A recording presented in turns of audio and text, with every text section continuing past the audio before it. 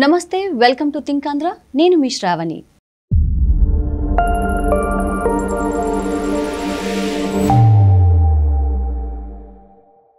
నిన్న స్పీకర్ అయ్యన్న పాత్రుడు గారు మాట్లాడుతూ నన్ను అధ్యక్ష అని పిలవాల్సి వస్తుంది కాబట్టే జగన్మోహన్ రెడ్డి అసెంబ్లీకి రావట్లేదు అని అన్నారు. అసలు జగన్మోహన్ రెడ్డి అసెంబ్లీకి రాకపోవడానికి కారణం అదొక్కటేనా? అసలు ఎందుకు ఆయన రాలేకపోతున్నారు? ఈ విషయాలన్నింటి గురించి మరింత లోతుగా తెలుసుకోవడం కోసం ప్రముఖ సామాజిక రాజకీయ విశ్లేషకులు అడుసుమల్లి శ్రీనివాస్ గారు మనతో ఉన్నారు. ఆయన అడిగి మరిన్ని విషయాలు తెలుసుకునే ప్రయత్నం చేద్దాం. సార్ నమస్తే. సార్ నమస్తే.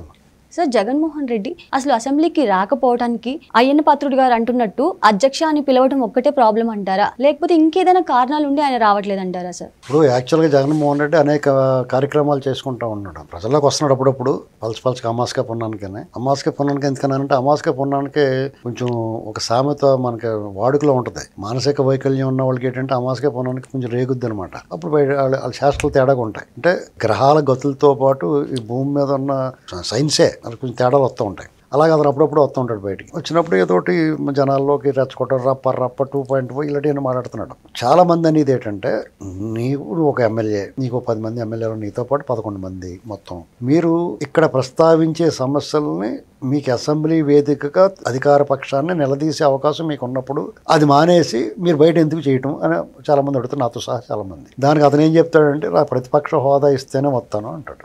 ప్రతిపక్ష హోదా నీకు అక్కడ లేదురా బాబు, నీకు జనం నీకు ప్రతిపక్ష నాయకుడిగా పనికిరావు, నువ్వు ఒక ఎమ్మెల్యేగా పనికొస్తావు, పార్టీ నాయకుడిగా నీకు బాధ్యత ఉంది, ఆ బాధ్యత నీకున్న అవకాశంలోనే నువ్వు మాట్లాడుకోవచ్చు అని చెప్పేసి ప్రజలు ఇచ్చిన అవకాశాన్ని వాడుకోమని చాలా మంది చెప్తున్నారు. మరి నిజంగానే మీరు అడిగినట్టుగా అతను ఏం కారణం నుంచి అతను వెళ్ళట్లేదు? ఏదో ఒక ఉంటుంది. చాలా యాటిట్యూడ్ ఉన్నవాడు, చూడటానికి ఎర్రుల్లో కనపడతాడు కానీ చాలా యాటిట్యూడ్ ఉన్నవాడు, బాగా పొగరు ఒళ్ళు బలిచి కొవ్వుతో కొట్టుకునేవాడు, పెత్తనం అధికారం మతంతో ఉన్నవాడు. ఎందుకంటే చిన్నప్పటి నుంచి వాళ్ళ బాబు పెద్ద రాజకీయ నాయకుడు కదా, వాళ్ళ తాత పెద్ద ఫ్యాక్షనిస్టు, నమ్మినోడిని చంపేసి పైకి వచ్చినాడు. అంతకుముందు వాళ్ళ ముత్తాతలు 10 మాసాలు గట్ట అమ్ముకుని బ్రిటిష్ వాళ్ళకి సప్లై చేసిన వాళ్ళని చెప్తూ ఉంటారు. వీళ్ళ గురించి హరగోపాల్ గారు అలాంటి వాళ్ళు వీళ్ళ స్టోరీలు రాశారు, పాలిగాళ్ళ సంస్కృతి అని. కాబట్టి అవన్నీ పెరిగినోడు, ఆ వాతావరణంలో పెరిగినోడికి డెఫినెట్గా బల్బు ఉంటుంది. ఆ మామూలు బల్బు కాదు, అది దబ్బళాలు ఇచ్చి కొట్టినా కానీ దిగదు ఆ బల్బు. అలాంటి బల్బుతో ఉన్నవాడు డెఫినెట్గా అనుకోకుండా వాళ్ళు బాబు ముఖ్యమంత్రి అయిపోయాడు, బుడంత సంపాదించుకున్నాడు. బాబు అంటున్నాను, నేను కించపరచట్లేదు, మా ఎన్ను నాన్నని బాబు అంటారు, నాయన అంటారు, నాన్న అంటారు, బాబు అంటారు. మీరే వరి అవ్వకండి ఇది చూసేవాళ్ళు.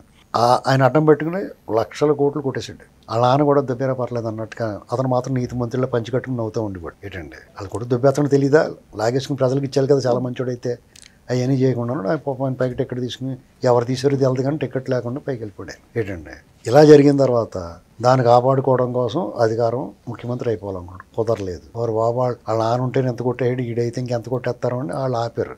మొత్తమే ఎలాగైతే ప్రజలు ఒళ్ళు పొయ్యి తెలియకుండా ఒకసారి ఏసీఎల్ మీద ఎక్కిచ్చేసుకోవాలని ఎక్కిచ్చేసుకున్నారు. తోలు తీరిపోయింది. మళ్ళీ ఒక 20 ఏళ్ళు సరిపడికి వెనక్కి పంపించాడు. అప్పుడు అతను చేసిన అరాచకం, నువ్వు అప్పటి వరకు దొంగవే, నిన్ను ఒకసారి ప్రజలు ఎంత ప్రేమించిన తర్వాత నీకు సిగ్గొచ్చి నేను ఇంత పెద్ద బందిపోటు దొంగనైనా కానీ నన్ను ఎంచుకున్నారు, కాబట్టి ప్రజలు అనుకున్నట్టుగా మంచివాడిగా మారాలి, నేను బయట కనిపించిన ఎర్రుమోహమే కనిపించాలి అని అనుకోకుండా నువ్వు నీ వికృత స్వరూపాన్ని, వికృత స్వభావాన్ని, పైశాచిక మనస్తత్వాన్ని ప్రదర్శించి ఏం చేసావు? దేవాలయం ముందు ధ్వజస్తంభంలా ఉండి అచ్చెన్నాయుడు గారు ఆపరేషన్ చేయించుకుంటే రక్తం ఓడుతుంటే ఉన్నవాడు 800 కిలోమీటర్లు తీసుకెళ్లి కరోనా అంటించేసి చంపేస్తాను చూసావు.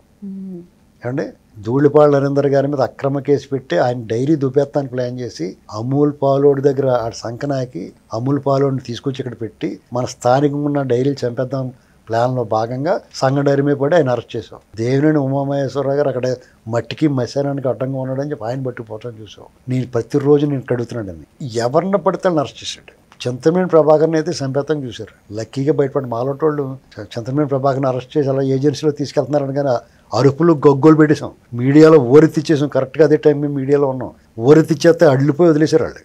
చింతమనేని ప్రభాకర్ మేము ఎవరో తెలదు, మళ్ళీ అతనికి ఎదురుపడినా కానీ ఎవడన్నట్టు చూస్తాడు, అది వేరే కథ. అయినా సరే మా పని మేము చేసాం. ఇలాగా జగన్మోహన్ రెడ్డి చెయ్యిని అరాచుకునేది. అతను కావాలి రావాలనుకున్నవాడిని ఈ నన్ను కావాలనుకున్నాడు ముందు ఇంటి కొట్టండి అన్నాడు. దళిత సమాజం ఏదైతే ఉందో అతను కావాలి రావాలి అనుకున్నారు. కొంతమంది అయితే జగన్మోహన్ రెడ్డి ముఖ్యమంత్రి అయిపోతే నేను సూసైడ్ చేసుకుంటానని వారు అలాంటి వాళ్ళని కొట్టించాడు. ఫస్ట్ డాక్టర్ సుధాకర్ గారిని, డాక్టర్ అనితారాణిని, సుబ్రహ్మణ్యాన్ని కొట్టి చంపేసి ఇంటికి డెలివరీ ఇచ్చారు. ఎంత బరితెగింపు చూడండి. ఇసుక అక్రమ రవాణాన్ని అడ్డుకున్నప్పుడు శిరోమండనం చేయించాడు. ఏమయ్య పెద్దిరెడ్డి బీరేటి ఇలాగ ఉందన్న పాపాన్ని కానీ తెల్లారి ఊరేసేసుకున్నాడు.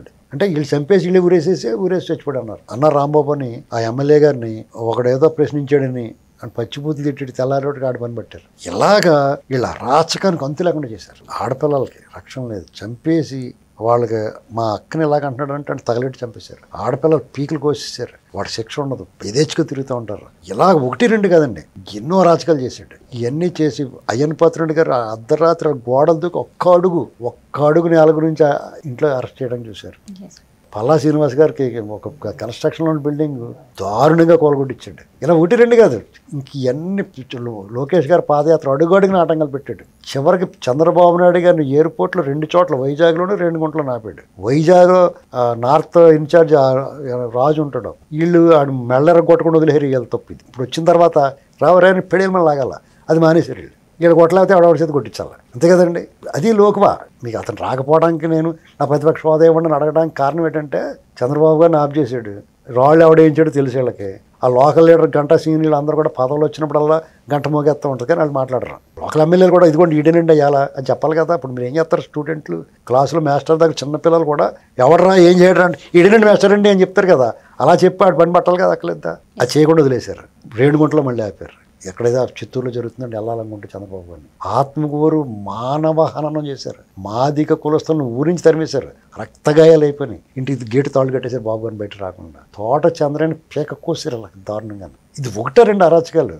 ఇవన్నీ చేసి అతను చెలరేగిపోయి ఓ పక్కన ఇతను పవన్ కళ్యాణ్ గారిని వ్యక్తిగతంగా వెళ్ళిపోయాడు. మామూలుగా సోషల్ మీడియా కార్యకర్తలో ఏ చోట మోట నాయకుడు అంటాం కాదు, సాక్షాత్తు ముఖ్యమంత్రిగా ఉండి 4 పెళ్లిళ్ళు చేసుకుని టైర్లు మార్చినట్టని చాలా దారుణమైన మాటలు వాళ్ళ నాయకుల చేత చంద్రబాబు గారి మిస్సెస్ని, పవన్ కళ్యాణ్ గారిని ఇష్టం వచ్చినట్టు మాట్లాడించాడు. ఒక ప్రత్యర్థి పార్టీ ఆఫీస్ బదలు కొట్టించాడు. ప్రత్యర్థిని ప్రతిపక్ష నాయుడు ఇంటికి 3 సార్లు ముఖ్యమంత్రి చేసిన నాయకుడి ఇంటి మీద దాడికి పంపించాడు. ఒక ఆయన ఏదో మాట అన్నాడు, తనకు తాను అన్వయించేసుకుని బోసుడీకరణ దాన్ని పట్టాభి గారిని అయితే చంపేయడానికి చూశారు. దారుణంగా కరెంటు పెట్టించేసాడు. ఇన్ని రకాల అరాచకాలు చేసిన రఘురామకృష్ణరాజు గారి ఎంపీని ఇక వాళ్ళు చేసిన అరాచకం మామూలు కాదండి. ఆయన పుట్టినరోజుని అరెస్ట్ చేసి ప్రకాశం బ్యారేజ్ దగ్గర పెట్టి మా ఇంటికి తీసుకురండి నేను కొట్టేస్తానంట. తెలుసా మీకు ఇది తెలియదు చాలామందికి. అప్పుడు వీళ్ళు అలా కాదండి బాబు, మీ ఎంత ఎదవలో అయినా కానీ అలా తీసుకురాకూడదు, మీకు ఎంత బానిసల్లో పనిచేసినా అంటే అయితే నేనే వస్తాను, మీరు రాకూడదని కావాలంటే కొట్టి చూపిస్తాం మీకు అన్నారు. కొట్టి వీడియో తీసి చూపించారు. ఏంటండి ఇన్ని అరాచకాలు చేసిన తర్వాత అప్పుడు అక్కడ ఎవరున్నారు? గోడలు దాటి అర్ధరాత్రి అరెస్ట్ చేసిన ఆయన సభాధ్యక్షుడిగా ఉన్నాడు. ఏమండి ఈయన అర్ధరాత్రి తీసుకెళ్ళి ఎర్రగొట్టేసి చంపేయడానికి చూసి పందిలాంటి వాడిని 100-102 గడ్డి మేట్లు ఒకేసారి తినేసి ఎద్దులాంటి వాడిని ఒక గుండెల మీద కూర్చోబెట్టాడు చంపేద్దామని. ఆయన డిప్యూటీ స్పీకర్గా ఉన్నాడు. 4 పెళ్ళిళ్ళు చేసుకుంటామని చెప్పేసి వెక్కిరించి అతను కించపరిచి నోవాటెల్ హోటల్లో ఆయన నిర్బంధించి నానా బాధలు పెట్టినాడు. డిప్యూటీ సీఎంగా ఉన్నాడు. నువ్వు పాదయాత్రలు అడుగడుగున ఇబ్బంది పెట్టినాడు.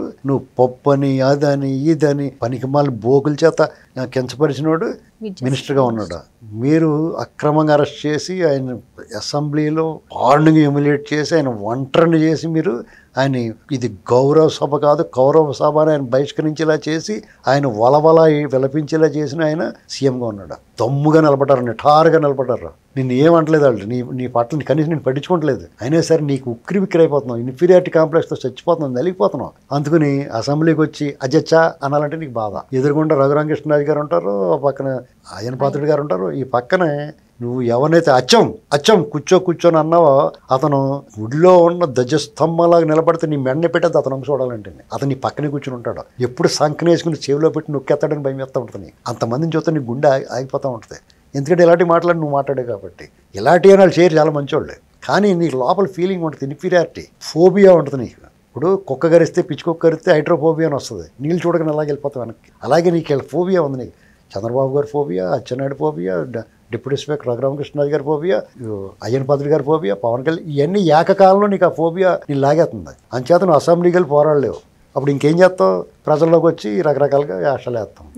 అంటే ఇప్పుడు చూస్తే కూడా అసెంబ్లీకి వెళ్ళి పోరాడాలి. ఒక ఎమ్మెల్యేగా గెలిచినప్పుడు ప్రజల సమస్యలను తీసుకువెళ్ళి, కానీ ఆయన నేను ప్రజల్లో ఉంటాను 1,000 సంతకాలు అంటున్నారు. కానీ మీరు అన్నట్టు వీళ్ళందరినీ ఎదుర్కోలేక అప్పుడు చంద్రబాబు గారు ఆ 17 మంది ఎమ్మెల్యేలని సస్పెండ్ చేసి ఆయన ఒక్కడే అసెంబ్లీలో ఉండి పోరాడారు. కానీ ఈయన మాత్రం అసలు వెళ్ళటానికే భయపడుతున్నారు. అసలు ఇలాంటి ఒక లక్షణాలు ఉన్న వ్యక్తిని నాయకుడు అని ఎలా అనగలుగుతారు? నాయకుడు అని ఎవరన్నారో నేనే అనలేదు ఎప్పుడు. అతన్నే మీకు కొంతమంది పిచ్చివాడు సమూహానికి అందులో కొంచెం ఎక్కువ పిచ్చి ఉన్నవాడు నాయకుడి కింద తీసుకుంటారు. పిచ్చి హాస్పిటల్కి వెళ్ళామనుకోండి, కొంతమంది మాట వింటారు. వాళ్ళు ఏంటారా అంటే అందులో కొంచెం ఎక్కువ పిచ్చి ఉన్నవాడు మాట తక్కువ పిచ్చి ఉన్నవాళ్ళు వింటారు. అంతే అండి. అతను నాయకుడిని ఎవడ అంగీకరించాడు? అతను ముఠా మేస్త్రి. అతను ఎలాంటి ముఠా మేస్త్రి అంటే దొంగలకి పెద్ద దొంగలు దండుపాళెం బ్యాచ్కి అతను నాయకుడు. వాళ్ళందరూ దండుపాళెం బ్యాచ్. మామూలుగా చెప్పాలంటే వైద్య శాస్త్రంలో చెప్పాలంటే రోగకారక క్రిమి. వీళ్ళందరూ కూడా ఆ రోగకారక క్రిమిలోని చిన్న చిన్న క్రిములు అన్నమాట. అది సోకిందంటే వాడికన్నా సరే రోగం పట్టేసుకుంటుంది. అదండి సార్. అంటే 60 రోజులు కంటిన్యూగా అసెంబ్లీకి కానీ ఇలా సమావేశాలకి హాజరు కాకపోతే ఒక వ్యక్తి సభ్యత్వం అంటే ఒక ఎమ్మెల్యే సభ్యత్వాన్ని రద్దు చేసే అవకాశం రాజ్యాంగ పరంగా ఉంటుంది కదా సార్. సో ఇప్పుడు జగన్మోహన్ రెడ్డి ఈసారి అసెంబ్లీ సెక్షన్స్ కి హాజరు కాకపోతే ఇలాగే ప్రతిపక్ష హోదా కావాలి అని చెప్పి ఆయన కోర్టులో కూడా వేశారు. సో కోర్టు తీర్పు ఇవ్వకపోతే 60 రోజులు అయిపోతాయి కదా సార్, అప్పుడు కూడా ఆయన సస్పెండ్ చేసే అవకాశం ఉంటుందా? ఏం సస్పెండ్ చేయరండి. అతను వాళ్ళందరూ దొంగల ముఠా అని చెప్పినా వాళ్ళందరూ వచ్చేసి సంతకం పెట్టేసిపోతారు ఒకసారి. వాళ్ళకి ఏమి ఉండవండి. పచ్చి అబద్ధాలు మాట్లాడతారో, ఏది సూత్రాలు పాటించరో, వాళ్ళు చెప్పిన మాట మీద నిలబడరు. కానీ అవన్నీ మేము చేస్తామని చెప్తారు. అది వాళ్ళు ఏం చెప్తారో చేయరు, చేసింది చెప్పరు. Okay sir, thank you so much sir.